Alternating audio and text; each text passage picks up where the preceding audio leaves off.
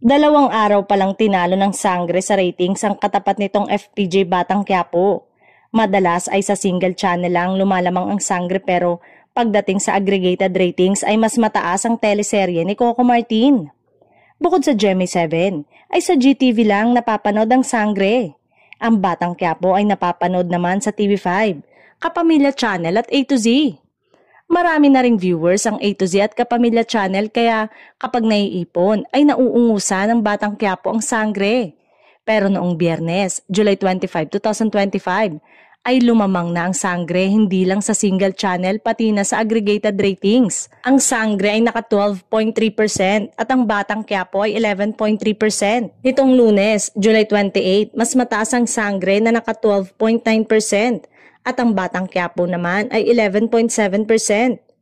Abangan natin kung magtutuloy-tuloy ito at kung ano ang gagawing pasabog ng Batang Quiapo para mabawi ang mataas na ratings.